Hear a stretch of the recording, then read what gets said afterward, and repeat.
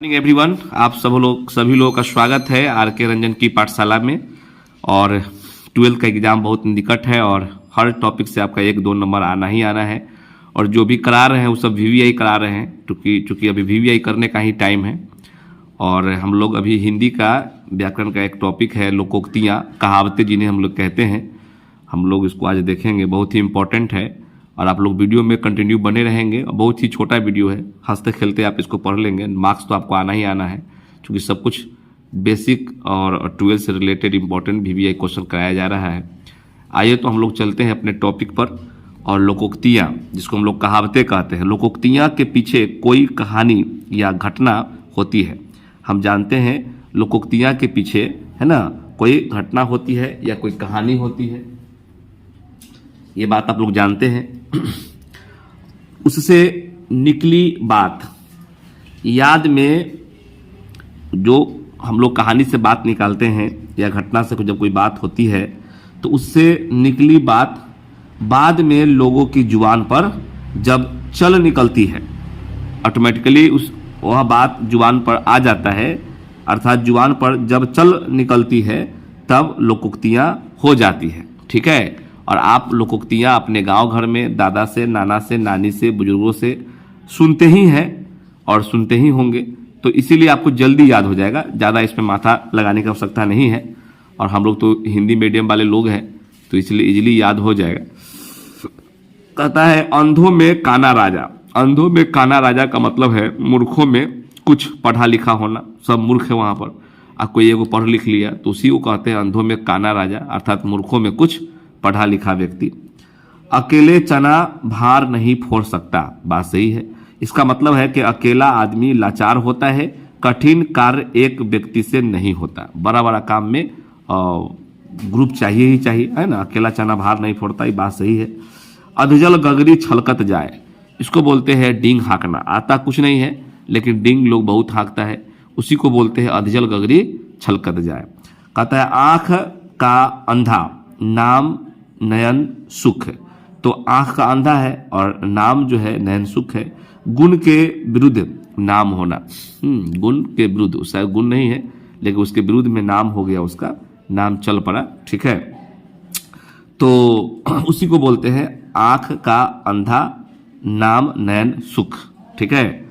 आँख के अंधे गांठ के पूरे, आँख के अंधे और गांठ के पूरे, इसको बोलते हैं मूर्ख धनवान। मतलब पैसा वाला हो गया, किसी तरह से पैसा उसको आ गया लेकिन है मूर्ख। तो आंख का अंधा है और गांठ के पूरे हैं, उसी को हम लोग बोलते हैं मूर्ख धनवान। आग लगते झोपड़ा, जैसे आग झोपड़ा में क्या है, लगा हुआ है।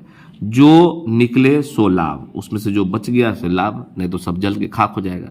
तो आग लगते झोपड़ा, जो निकले सो लाभ, उसको बोलते हैं नुकसान होते होते जो कुछ बच गया जाए वही बहुत है।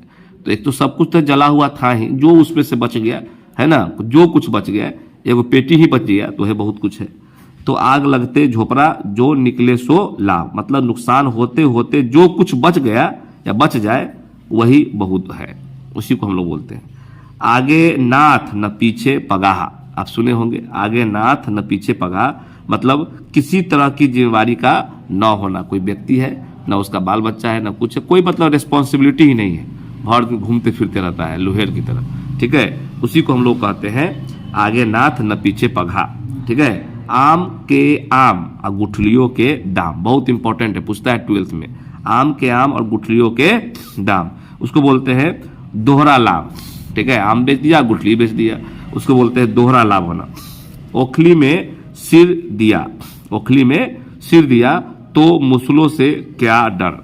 जब ओखली में सिर पड़ ही गया है तो फिर मुसलों से क्या डर है, उसको तो कुचाना है, ये है। इसका मतलब है काम करने पर उतारू होना, मतलब काम बहुत तेजी के साथ हो रहा है, उतारू मतलब एक्साइटेड होकर काम कर रहा है, जो होगा देखा जाएगा अब।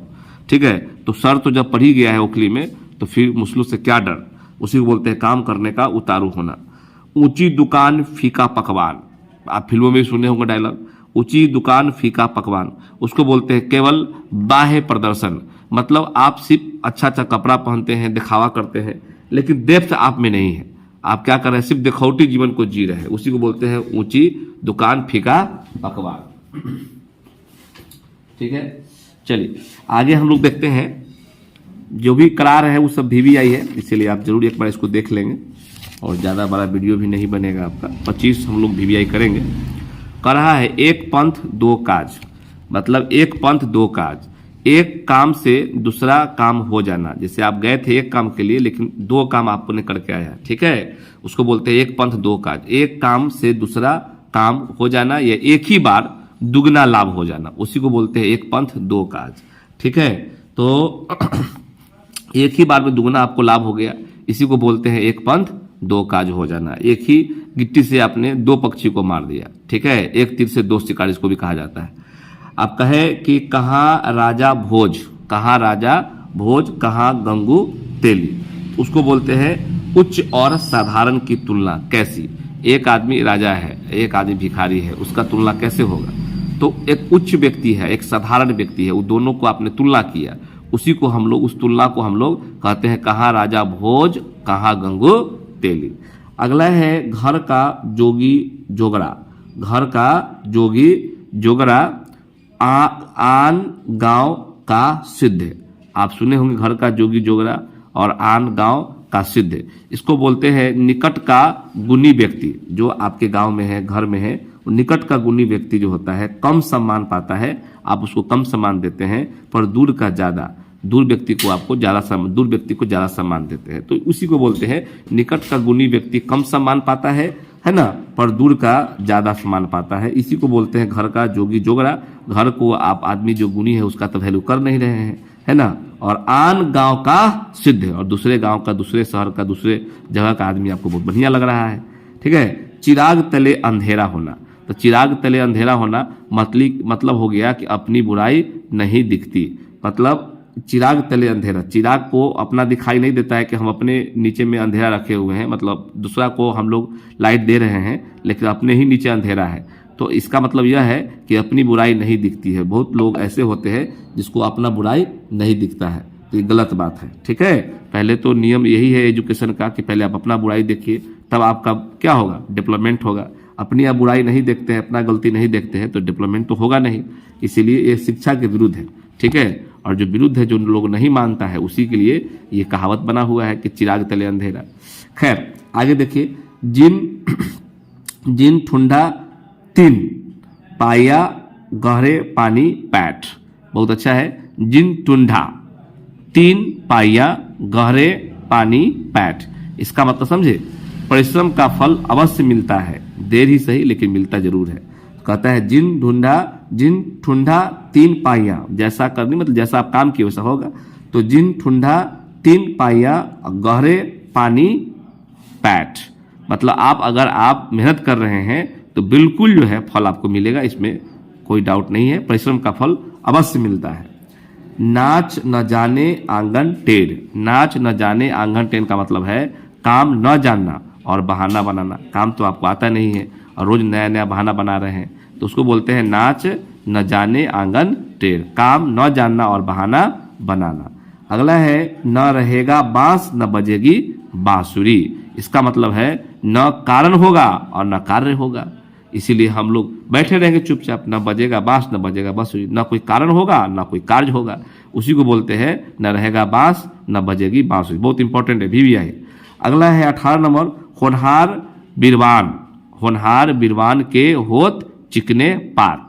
तो होनहार बिरवान के होत चिकने पात का मतलब है कि होनहार के लक्षण पहले से ही दिखाई पड़ने लगते हैं, ठीक है। कि वह बच्चा खेलने में अच्छा होगा, दौड़ने में अच्छा होगा, माँ बाप का सम्मान करेगा, टीचर का आज्ञा का पालन करेगा, बड़ों का सम्मान करेगा, कोई काम समय से करेगा। तो आपका उसका जो लक्षण है, वो लक्षण से आप समझ सकते हैं कि बिल्कुल वो होनहार बच्चा है, ठीक है।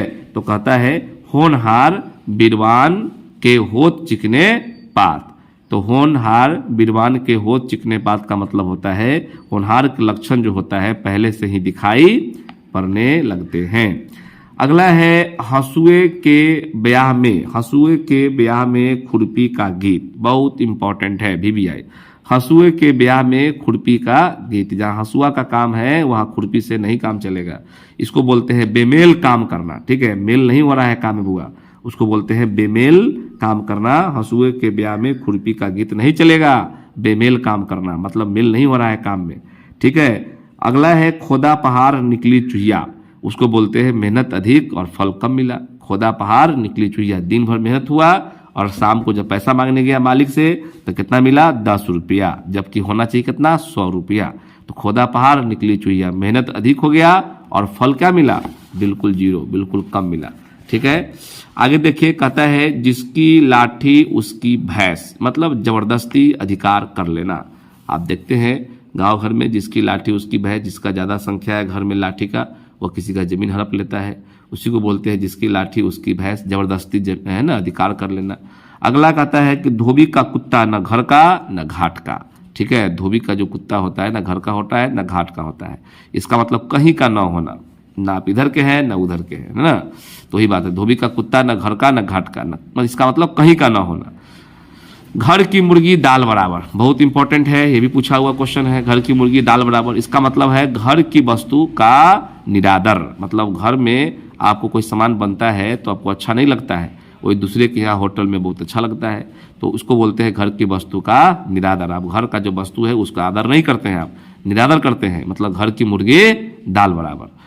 कहता है नाच न जाने आंगन टेढ़, नाच न जाने आंगन टेढ़, मतलब अपने काम न जानना पर दोष दूसरे पर मढ़ना। तो आप काम नहीं जानते, अपने काम न जानना पर दूसरे पर दोष आप मढ़ दिए, है ना, उसको बोलते हैं मढ़ना बोलते हैं, दूसरे पर दोष लगा देना बोलते हैं। तो कहता है कि नाच न जाने आंगन टेढ़, मतलब अपने काम न जानना पर दोष दूसरे पर मढ़ना, गढ़ना, लगा देना, जो भी आप कहिए। अधजल गगरी छलकत जाए, इसका मतलब है कि आपको ज्ञान क्या है, कम है, अल्प ज्ञान है, उसको बोलते हैं अल्पज्ञ। अल्पज्ञ को अधिक अहंकार होना। अधजल गगरी छलकत जाए, जब घैला में आधा जल होता है ना, आधा भरा होता है तो छलकते जाता है। ठीक है। जो भरा होता है वो शांति से जाता है। तो वही बात है, अधजल गगरी छलकत जाए का मतलब है जिसमें कम ज्ञान होगा। और little knowledge is a very dangerous thing, आप सुने होंगे कहावत अंग्रेजी में, वही बात है।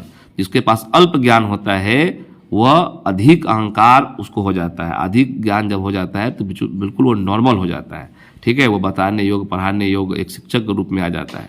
तो अधजल गगरी छलकत जाए का सीधा मतलब है अल्पज्ञ को अधिक अहंकार होना। ये बात सही भी है। ठीक है। तो आप देख रहे थे कहावतें, जिसको हम लोग लोकोक्तियाँ भी कहते हैं, बहुत VVI है। तो आप जरा इसको 1-2 दफ़ा वीडियो को देख लेंगे, आराम से मार्क्स आपका उठ जाएगा 12th में। चलिए फिर मिलते हैं अगले वीडियो में। जो न्यू स्टूडेंट है चैनल को जो सब्सक्राइब कर लेंगे, शेयर कर देंगे, लाइक कर देंगे, कमेंट कर देंगे, इससे टीचर को उत्साह मिलता है। Bye and take care.